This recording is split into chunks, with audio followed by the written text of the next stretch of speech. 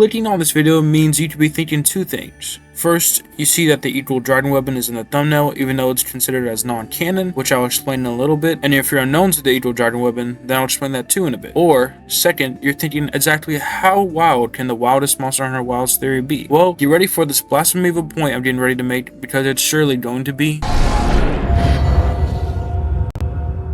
wild. It was supposed to be a joke. My editing skills are buns, so don't worry about it. Hello everyone, welcome back to my channel. I am Crimson-Nerscylla, and I first want to start off by saying thank you everyone for 100 subscribers. It's been our first goal since I started posting Monster Hunter content a year ago, so it's nice to know we finally hit it. But enough with the little intro, let's get straight into my theory. In short, my theory for Monster Hunter Wilds is that the equal dragon weapon is real. It's being finished throughout the story while you hunt the monsters and explore the abnormally modified inclemency binds in the world. Why do I say modified, you ask? Well, part of my theory also is that inclemency is not caused naturally, rather also by the equal dragon weapon itself. There will be chapters throughout the video to further organize this theory, considering there's a bit much to understand and take into account at the same time. With the first chapter being the equal dragon weapon. What is the EDW exactly? In the book of Monster Hunter Illustrations 1, there's a certain page of concept art that stands out from the rest, that being an absolute mutation of sorts that is known as the equal dragon weapon. To be precise, it is an ancient civilization made hybrid dragon that was created and stitched together from over 30 plus dragons, which is insane, but they use it against other dragons to win the war. One of the main theories about the EDW was its existence alone was actually the breaking point for the dragons and what truly sparked the beginning of the Great Dragon War. There are numerous other theories, but that's pretty much the main one everyone says. Aside from explaining what the EDW is, there's something else I want to highlight in its little description where it stated that the technology behind crafting the EDW reached its pinnacle during the Great Dragon Wars. This is important considering the EDW isn't always the same, and it's safe to assume that they experimented with different dragons, different parts of those dragons, and could have ended up with completely different results other than the one shown. Chapter 2. Ancient Civilization. The Ancient Civilization was a very far advanced group of individuals. They constructed many structures that can be seen throughout the maps of Monster Hunter games, and they also created many dragon defeating weapons that include the Dragonator and more. They pretty much treated dragons as slaves and used their materials to build so-called structures. Eventually time caught up to them, and the many dragons turned against the Ancient Civilization, which eventually sparked the beginning and end of the Great Dragon War. Everything was destroyed in the Great Dragon War, although some blueprints and signs of the Ancient Civilization's existence were recovered here and there. Vice versa, many dragons in the war also went extinct. At least that's what we were told until now. Chapter 3.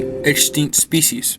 Apart from the name extinct species, I think everyone knows what would be classified as an extinct species. And if you don't, it's just a species that's extinct. In the Monster Hunter series, there are only 3 ways a monster can go extinct. Its age catches up to it, evolution happens and they throw away their previous title of themselves before, or it's hunted by predators or the ancient civilization. No, it's important to mention that many species of dragons/monsters went extinct from the ancient civilization, but now it's safe to assume that extinct species are most likely replacing elder dragons in wilds, and if that's true, there's going to be a bigger lore piece in the story as well, mainly on why those monsters went extinct and why they have returned. Archfeld is first of its kind, with being the first and only extinct species that have been revealed so far. We still don't know anything about it, other than it was thought to be extinct. So that raises the question, was it really extinct? If not, why is it here in the Forbidden Lands? Chapter 4. Changing environments and the Forbidden Lands. Apart from being an absolutely fantastic mechanic for the next game in the Monster Hunter franchise, has anyone really wondered why the Forbidden Lands constantly rotates from fallow to inclemency then to plenty? I mean, you could just say, bro, it's a game. A fantasy RPG, it's obviously supposed to have facts here and there that are unexplainable in a way, which is true, but this is a theory video, and I love connecting the dots as much as possible. With that being said, what could possibly be causing environments located in the Forbidden Lands to go through the frequent, ever-changing weather? Well, what changes weather abnormally?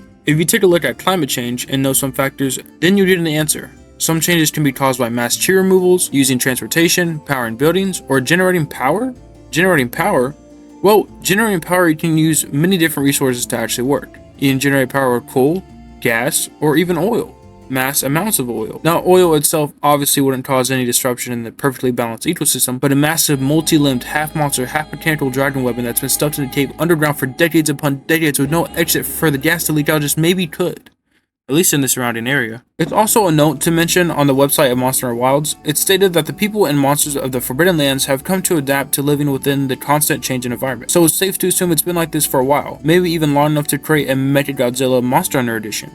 aka the EDW. Chapter 5, the theory. There's a lot, I know, and I'm sorry, but we finally made it to the full theory. And enough for the chapters, let's finally bring it all together. To begin, my theory is the equal dragon weapon is being constructed throughout the story of Monster Hunter Wilds unknowingly to you, the hunter. It's being created by the ancient civilization of today, which could be descendants or cultists that believe the ancient civilization doings were correct and continue to carry out their duties, starting with creating an equal dragon weapon from scratch. As we know, the Forbidden Lands was supposedly uninhabited for over 1,000 years, so it's possible that descendants of cultists could have kept passing this lie on to make sure no one living near the location of the Forbidden Lands would bother to set foot there and ruin their plan. There are two explanations for the extinct species topic on their presence in Wilds, since I can't decide on which one. The first being a handful of extinct species has actually been revived some time ago, but was kept secret to harvest and utilize their parts to help create the EDW, which means Arcveld is running from the ancient civilization, or second, due to the near completion of the EDW, the mechanical living machine is releasing some type of pheromone that is attracting all sorts of monsters. Some may even include monsters that have been hidden and docile for ages,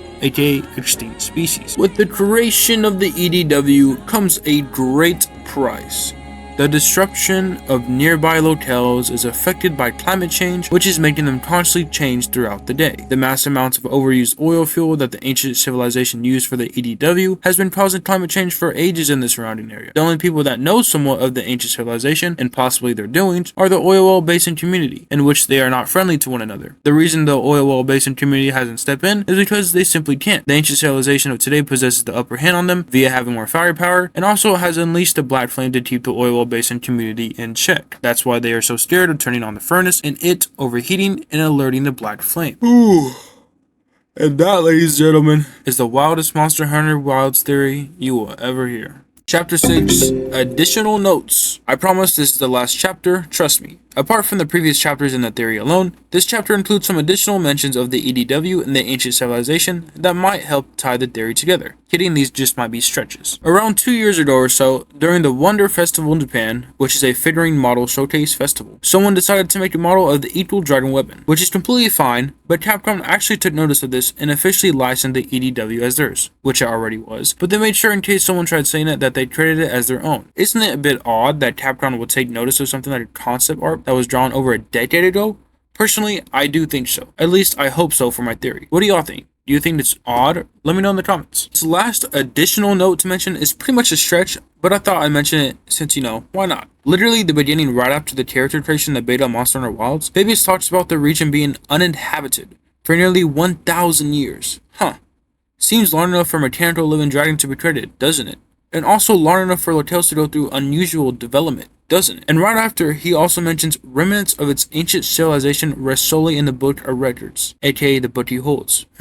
It's all adding up now, isn't it? I hope you all stayed and enjoyed my theory for the Monster Hunter Wilds, because god damn am I excited for this game. I know it's fictional and fantasy, so I tried as hard as possible to make it make sense and how each factor would tie into the theory, so pardon if some parts made you confused. I'm really excited for the next reveal trailer, whenever that is, but until then, I hope you all enjoyed my Monster Hunter Wilds theory. Leave a like, a sub, and comment down below whether you'd like to see the EDW become canon or not. I think it would add the dark sensation that Monster Hunter lacks in the games but keeps so much in the lore, but who knows? Again, thank you everyone for watching, have a great rest of your day.